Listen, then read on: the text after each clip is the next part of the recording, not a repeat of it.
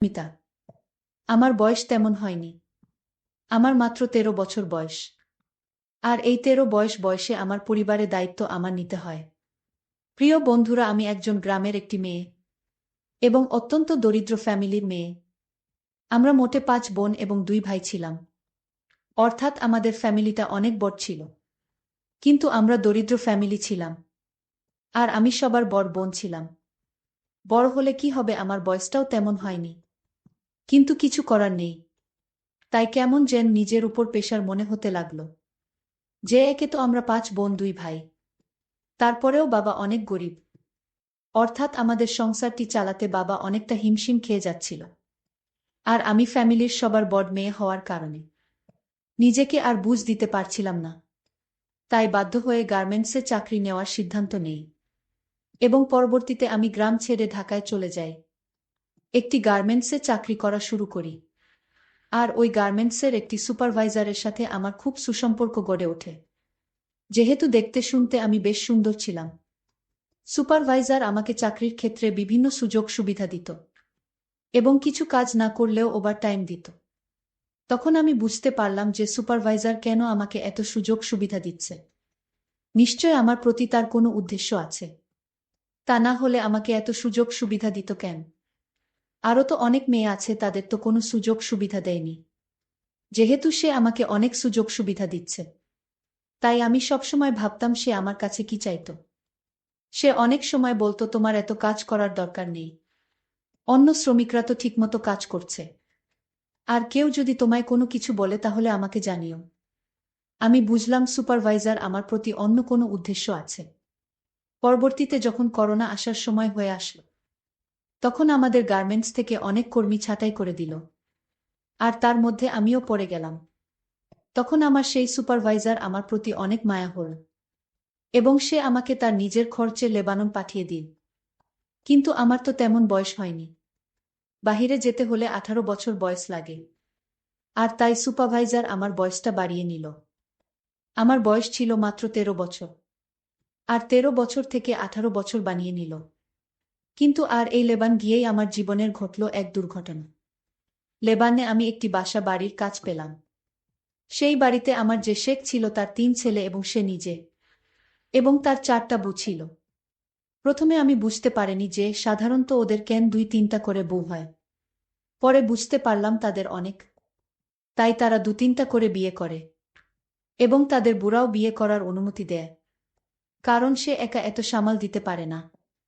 তাই লেবান যাওয়ার পরেও শেখ এবং তাদের ৩ ছেলের নজরে আমি পড়ে গেলাম। কিন্তু প্রথম টাইম আমি জানতাম না যে প্রবাসে সাধারণত মেয়েদের সাথে এরকম করা হয় এবং কিছু বলাও যায় না। যদি কিছু বলে দেই তাহলে বিভিন্ন রকম মিথ্যা মামলা দিয়ে জেল হাজতে পাঠিয়ে দেয়া। এ বিষয়টি আমি অন্যান্য প্রবাসী মেয়েদের থেকে জানতে পারলাম।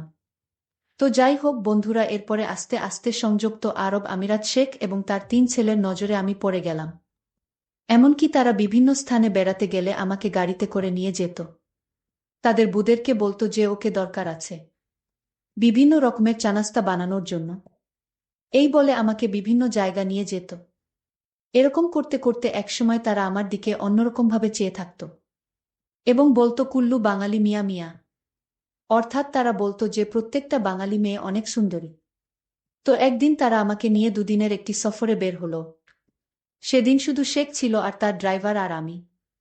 তারপর আমি আর শেখ পিছনের সিটে বসলাম আর ড্রাইভার গাড়ি ড্রাইভ করতে থাকল। এক পর্যায়ে শেখ আমার দিকে অদ্ভুতভাবে চেয়ে থাকতে শুরু করল। কিন্তু আমি কিছু বলতে পারলাম না। কারণ এর আগেও আমি শুনেছি যে প্রত্যেক শেখরাই তাদের বাড়ির কাজের মেয়েরা তাদের সকল কথা শুনতে হয়ে, যদি তাদের কথা না শুনি এবং পুলিশকে ইনফর্ম করলে মিথ্যা মামলায় ফাঁসিয়ে দেয়া। তাই আমি এই ভয় পেয়ে গিয়ে আমি তাকে কিছু বলতে বলিনি এবং বলার সুযোগ দেয়নি আমায়। আর গাড়ির মধ্যে একটি পর্দা টানিয়ে দেয়। আমি তাকে জিজ্ঞেস করলাম, পর্দা টানাচ্ছেন কেন গাড়িতে? সে বলল, সামনে মরুভূমি, প্রচণ্ড বাতাস আসতে পারে। আমি তার কথা শুনে প্রচণ্ড ভয় পেয়ে গেলাম। কিন্তু ভয় পেয়ে কোনো লাভ নাই। তখন আমার কাছে পুরো দুনিয়াটা একদম অন্ধকার হয়ে গেল। মনে মনে হচ্ছিল আমি আর পৃথিবীতে বেঁচে নেই। এতটা কষ্ট এবং অসহ্যকর মনে হচ্ছিল। কিন্তু শেখের এ বিষয়ে কোনো খেয়াল করল না। আমি বেঁচে আছি নাকি মরে গেছি এ বিষয়ে তার কোনো খেয়ালই রইল না। এক পর্যায়ে আমি অজ্ঞান হয়ে গেলাম। প্রায় 3 ঘন্টা পর আমার হুঁশ আসলো এবং আমি দেখলাম যে আমার অবস্থা একদম কাহিল। অর্থাৎ আমার শরীর এমন হলো, উঠে দাঁড়ানোর মতো শক্তি আমার ছিল না। কিন্তু কিছু করার নেই, নিজের শেখ বলে কথা। আর আমাদের আজকের সফরটা ছিল প্রায় 600 কিলোমিটার দূর। এই 600 কিলোমিটার সফর অবস্থায় শেখ আমার সাথে। তারপর আমি যখন একটি নির্দিষ্ট স্থানে পৌঁছালাম, তারপর আমি সেই স্থানে পৌঁছানোর পর অসুস্থ হয়ে গেলাম। তারপর লেবাননের শেখ আমাকে একটি প্রাইভেট মেডিকেল হসপিটালে ভর্তি করল এবং 2 দিনের মধ্যে আমাকে সুস্থ করে তুলল। অতঃপর সে আবার সেখান থেকে ফেরার সিদ্ধান্ত নিল এবং আমরা আবার গাড়িতে উঠে বসলাম। কিছুক্ষণ আসার পর সে আমায় বলল, কেমন লাগলো আজকের সফর? সে গাড়ির আবার পর্দা টানিয়ে দিল।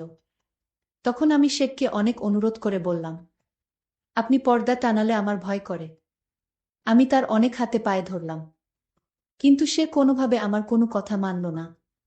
সে বল, দেখো তুমি এখানে চাকরি করতে এসেছ, তাই আমরা তোমাকে যেভাবে বলি সেইভাবে তোমার চলতে হবে এবং সকল কথা রাখতে হবে। আমি বুঝতে পারলাম শেখ আমার কথা রাখবে না। তারা যা বলে তাই মানতে হয়। তারা বলে সেখানে চাকরি করতে গেলে তাদের এটাই নিয়ম। এভাবে আমরা বাড়িতে আবার চলে আসলাম। কিন্তু বাড়িতে আসার পরও কোনো রেহাই পেলাম না, কারণ শেখের 3 ছেলেকে দেখে আমার অনেক ভয় লাগত।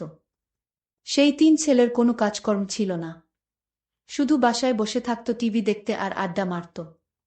আর তার বাবার বড় বিজনেস ছিল। বাবা সারাদিন সে বিজনেসে সময় দিত।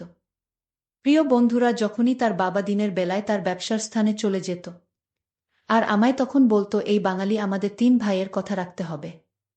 আর বলতো, যদি বাবাকে কিছু বলিস তাহলে তোর চাকরি চলে যাবে। কিন্তু তারপরেও কিছু করার ছিল না, কারণ আমি দেশে চলেও আসতে পারবো না। দেশে গিয়ে কি করব? কারণ আমি দরিদ্র ফ্যামিলির।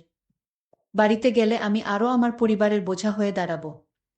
তাই যাতে পরিবারের বোঝা না হয়, এজন্যই আমি চাকরি করতে চাই। প্রিয় বন্ধুরা, এভাবে সংযুক্ত আরব আমিরাতের শেখ এবং তার ছেলেরা আমার দিকে সবসময় এক অন্যরকম দৃষ্টিতে চেয়ে থাকত। সেটা আমার ভালো লাগতো না। কিন্তু ওরা বলে চাকরি করতে হলে তাদের সকল কথা রাখতে হয়। আমি তাদের ছেলেদের দেখে ভয়ে সবসময় লুকিয়ে লুকিয়ে থাকতাম। আমি বাসার সকল কাজকর্ম করে রাতে যখন রুমে শুতে গেলাম, আমার 2 দিনের জার্নিতে আমার শরীর অনেক দুর্বল ছিল, তাছাড়া অজ্ঞান অবস্থায় 3 দিন ছিলাম। কিন্তু শেখদের কোনো টাকা পয়সার অভাব ছিল না। যাই হোক, আমি রাতে প্রচণ্ড মাথা ব্যথা হচ্ছিল। আমি মাথার ব্যথায় যখন শব্দ করতে লাগলাম, তখন শেখের ছেলে আমার রুমে আসলো আর আমায় বলল, তুই কি বেশি অসুস্থ? আমি বললাম, আমি অনেক অসুস্থ। আমার প্রচণ্ড মাথা ব্যথা হচ্ছে। আমি তাকে বললাম, আপনাকে দেখলে আমার ভয় লাগে। আপনি চলে যান রুম থেকে। আপনি রুমে থাকলে আমি আরও বেশি অসুস্থ হয়ে যাব। শেখের ছেলে আমার মুখে এরকম কথা শুনে রাগান্বিত হয়ে গেল। আমায় বলল, আমার বাড়িতে থেকে চাকরি করিস? তুই একটা চাকরানী হয়ে আমার ঘর থেকে আমাকে রুম থেকে বাহির হতে বলছিস? তোর সাহস তো কম না। আমি শেখের ছেলের কথা শুনে ভয় পেয়ে গেলাম। আমি শেখের ছেলেকে বললাম, আমার ভুল হয়ে গেছে। আমি আসলে মাথা ব্যথায় আমার কোনো হুঁশ ছিল না, আর তাই মুখে কি হতে কি বলে ফেললাম। আপনি কিছু মনে করবেন না, আমি আপনার কাছে ভুল স্বীকার করছি। শেখের ছেলে তখন আমায় বলল, ঠিক আছে, আমি তোকে এ বাড়িতে রাখব, কিন্তু আমার কিছু নিয়ম আছে আর সেই নিয়ম তোর পালন করতে হবে। আমি তাকে বলেছিলাম, আপনার সকল নিয়ম আমি অক্ষরে অক্ষরে পালন করব।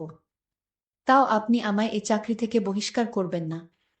শেখের ছেলে তখন আমায় বলল, ঠিক আছে, আর রাত 12টা বাজলে আমার রুমে কিছু কাজ পড়ে আছে, সেগুলো তোর করতে হবে। আমি তখন শেখের ছেলেকে বললাম, দেখুন, আজ আমি অসুস্থ, কাল আপনার রুমের সকল কাজ করে দিব। সে তখন আরও রাগান্বিত হয়ে বলল, আমি বলছি, আজই আমার রুমে প্রচুর কাজ পড়ে আছে, সেগুলো এখনই তোর করতে হবে। মনে মনে চিন্তা করলাম, কেন তাকে রুম থেকে বের হতে বললাম? নিজের বিপদ নিজেই ডেকে এনেছি। আমি আরও একবার তাকে অনুরোধ করলাম, আজ আমার শরীরটা ভালো না, মাথা ব্যথা করছে। তখন সে বলল, আমার রুমে মাথা ব্যথার ওষুধ আছে, খাওয়ার সাথে সাথে ভালো হয়ে যাবে। এখন ঘড়িতে 11:30 বাজে। আমি আমার রুমে ওয়াট করছি। তোকে যেন 30 মিনিট পর আমার রুমে দেখি। আমি শেখের কথা শুনে বললাম, ঠিক আছে, আপনি যান, আমি আসতেছি।